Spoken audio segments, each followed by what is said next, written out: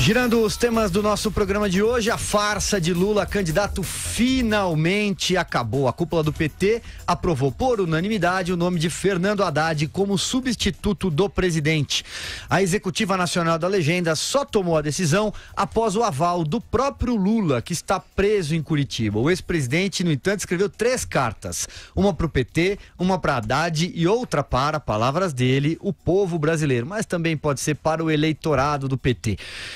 Em todas elas, Lula disse ser vítima de uma injustiça. Com a mudança, Manuela Dávila do PCdoB foi confirmada como vice de Haddad.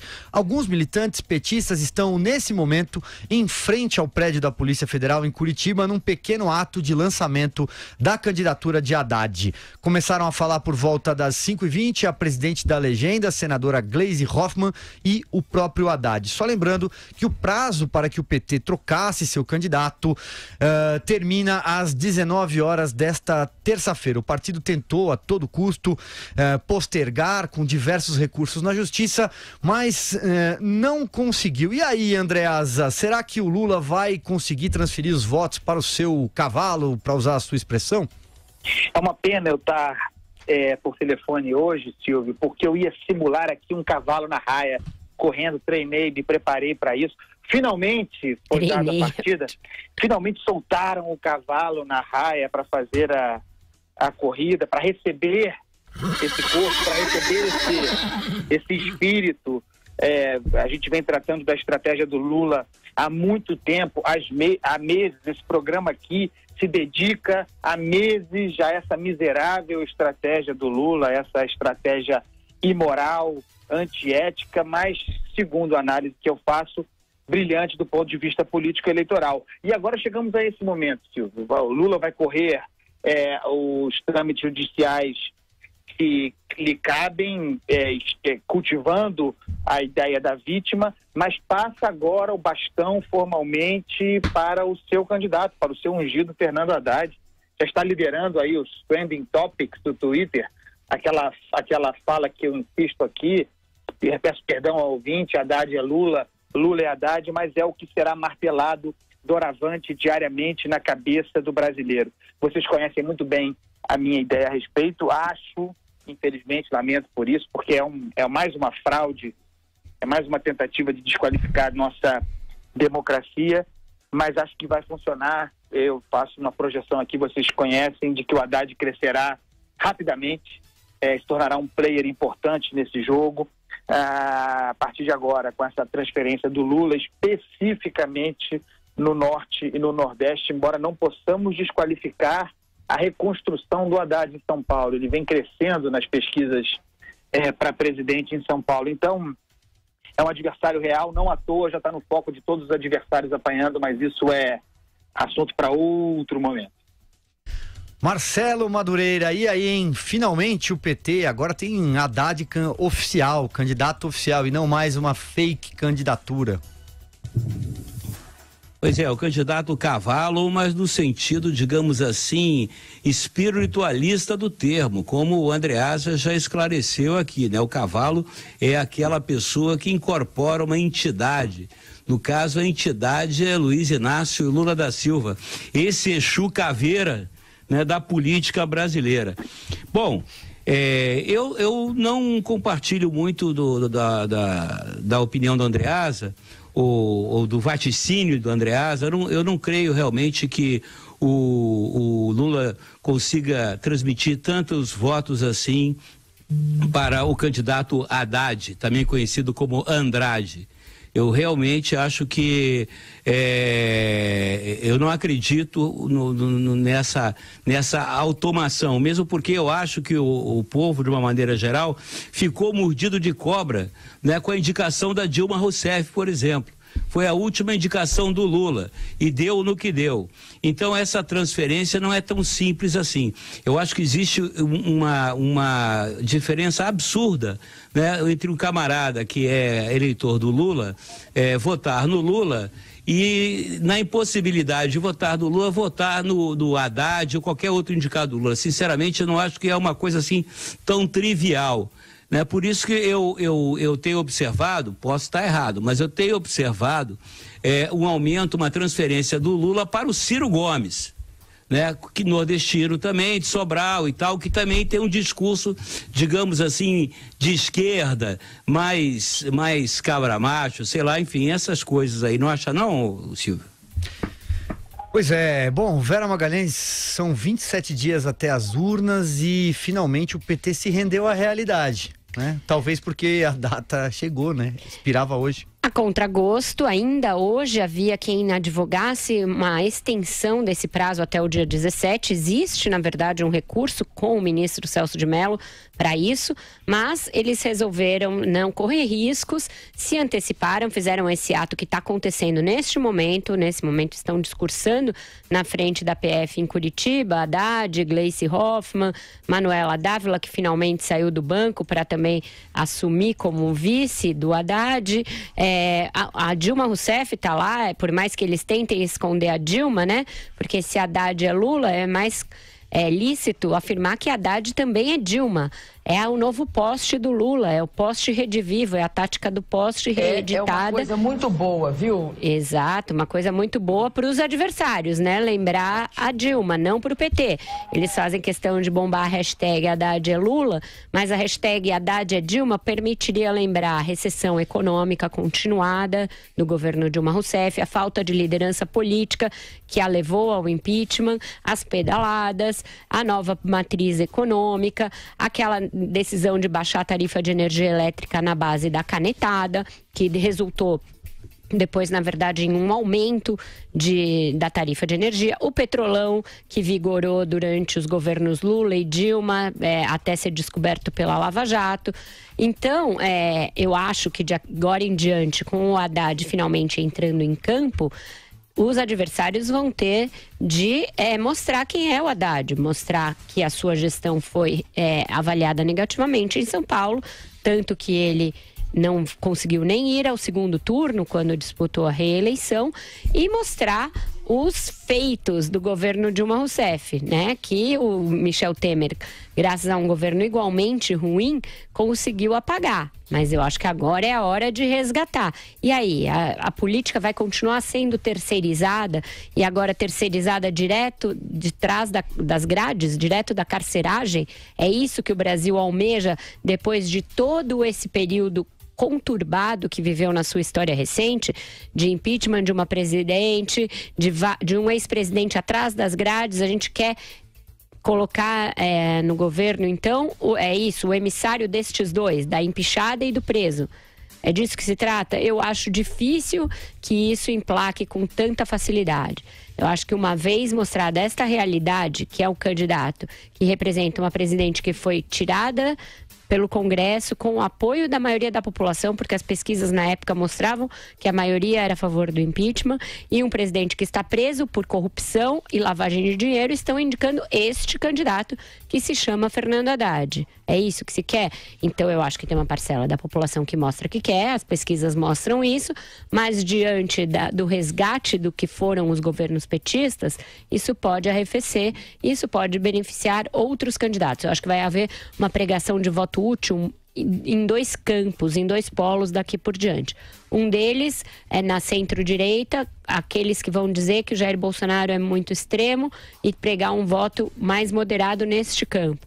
E outros que vão dizer que a volta do PT é favorecer o outro extremo do espectro ideológico e pregar um voto moderado também neste campo. Isso vai ser interessante de assistir, se vai ter eficácia daqui para frente, Silvio.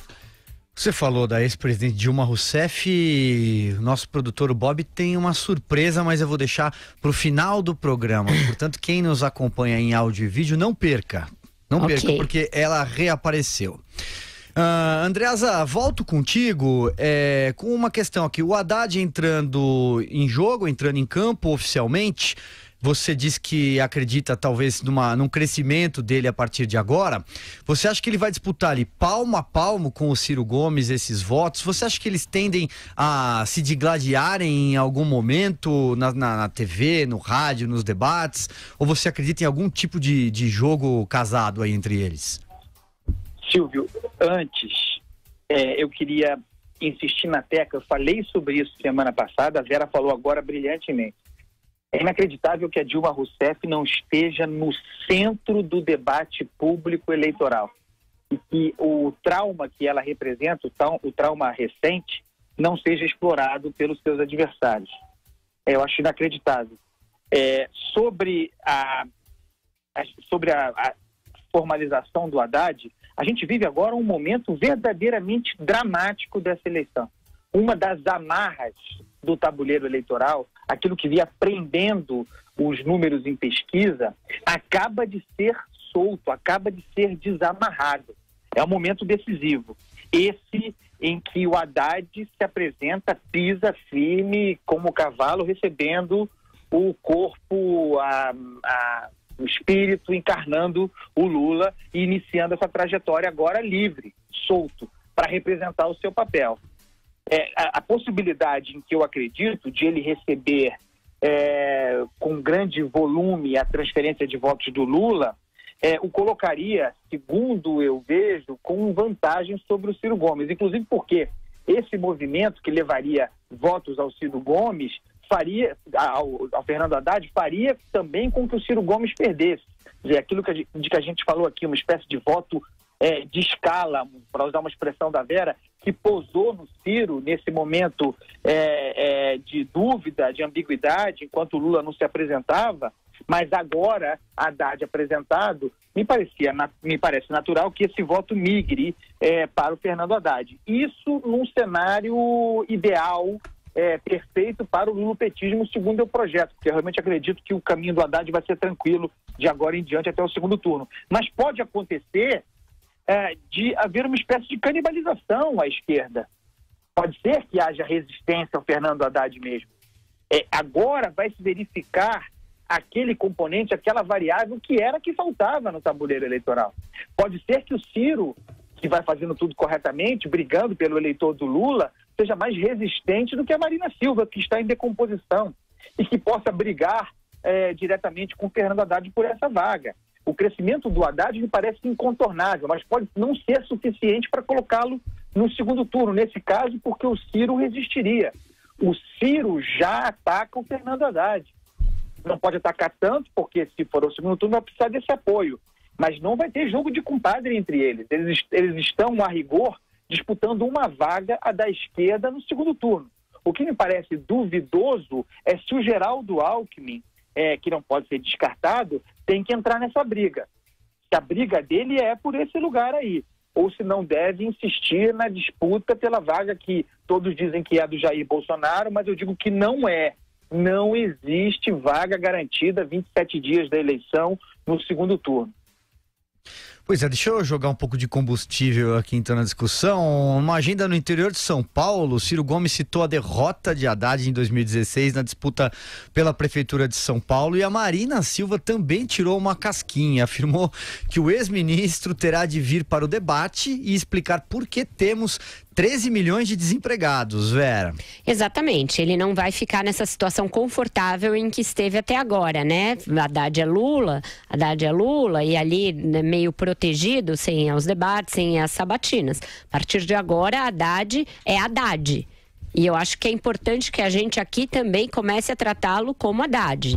Chega desse papo de Lula, deixa o Lula cumprir a sua pena, tá preso.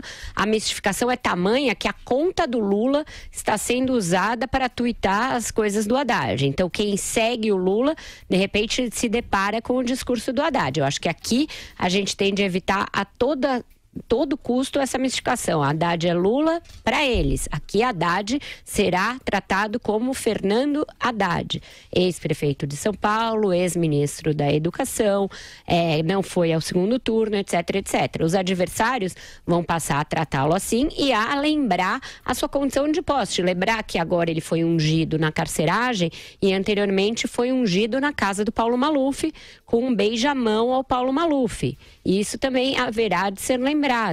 Então, vamos ver qual vai ser o discurso que o Haddad vai apresentar.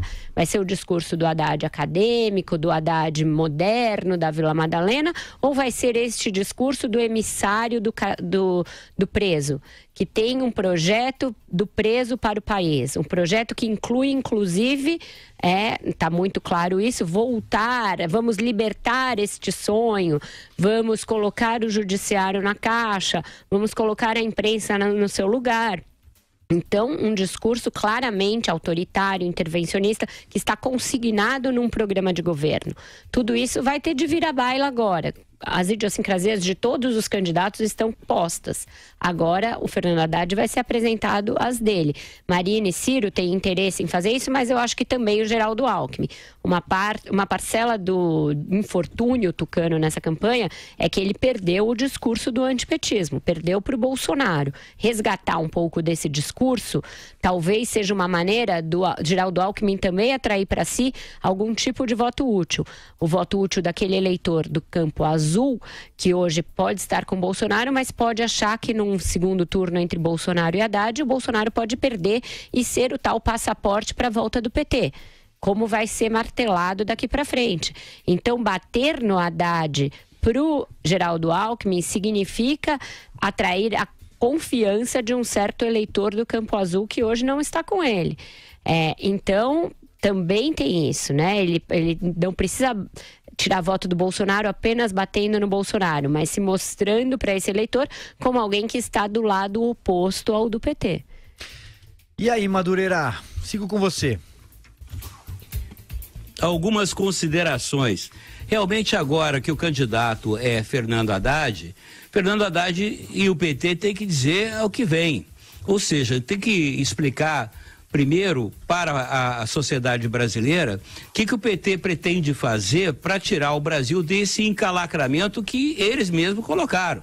Em sociedade com o MDB, antigo PMDB, mas foram eles que colocaram, eles tinham, né, o poder majoritário da coligação. Então, eu não ouvi até agora de petista nenhum, muito menos do candidato Fernando Haddad, em todas as sabatinas, nenhum sinal, nenhum traço de autocrítica. Né? Para os petistas está tudo muito bem, obrigado. O Brasil, na época do Lula, na época da Dilma, era o paraíso dos paraísos. E eles têm que explicar, então, primeiro, reconhecer a situação que a gente está e depois explicar uma série de escândalos em que todos os petistas estavam envolvidos, presidentes, tesoureiros, políticos de alto coturno, grandes lideranças petistas, se não estão na cadeia, estão sob processo. E eles têm que explicar isso. Como é que eles se lançam candidatos, né, sem explicar o Petrolão, o Mensalão e outros escândalos que eles estão envolvidos, né, a Operação Zelote, são tantas. Como é que o PT, então, qual é a proposta que ele tem? Agora, deixa-se de discutir se o Lula vai ou não vai ser candidato, para efetivamente o PT ter que dizer o que pretende fazer com o Brasil. Além de amordaçar a imprensa, né? Além de todas as iniciativas autoritárias e vingativas que certamente tomará se por acaso ganhar as eleições, né? A gente tem que sempre lembrar, inclusive, que quem é vice do Bolsonaro é a Manuela Dávila, do PCdoB. Do Haddad. Imaginem, meus amigos, do Haddad, né? A vice do Haddad, do Fernando Haddad, obrigado, Vera, é a Manuela Dávila, do PCdoB. Né? E no Brasil, você sabe que vice corre o enorme risco de assumir. A Manuela Dávila, além de ser do PCdoB, pô, se fizer uma chapa da mente dela, né? Se fizer um eletroencefalograma, eu acho que dá plato, dá zero, né? Agora, eu acho o seguinte, o Haddad, aonde vai a minha capacidade de observação, ele tem zero carisma. Além de ter sido derrotado fragorosamente nas eleições municipais de São Paulo, ele tem zero de carisma. Ele é o oposto do Lula, ele tem até um quê de arrogante no discurso dele. Ao contrário do Ciro Gomes. O Ciro Gomes, mal ou bem, tem quem não goste, no caso eu, ele tem o physique de rôle, ele tem o comportamento, né, do macho nordestino, né, do cabra macho, ele tem carisma, ele tem muito mais chance, probabilidade de capturar o voto lulista do que o Fernando Haddad. Agora, concluindo aqui as minha pensata, né, imaginemos, meus amigos, vamos supor a vitória do Haddad. Aí me lembra a Argentina em 1973. A Vera não era nem nascida, muito menos o Andreasa, mas eu já estava na política, né? quando o dentista peronista Héctor Câmpora foi eleito.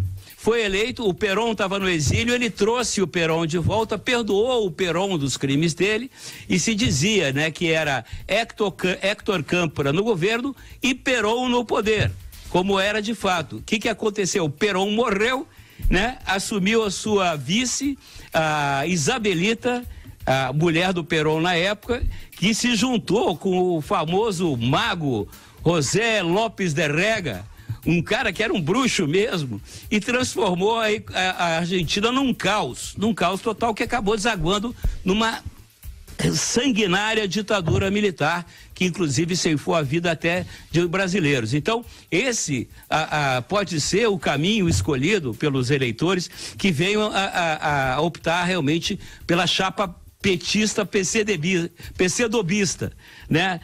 Mergulhar o Brasil, porque o Haddad certamente vai perdoar o Lula e quem vai mandar efetivamente do governo é o Lula, né? Quem vai estar no poder é o Lula, né? Que vai fazer e desfazer e segure-se, né? Segure-se quem puder, né? Vai ser o caos.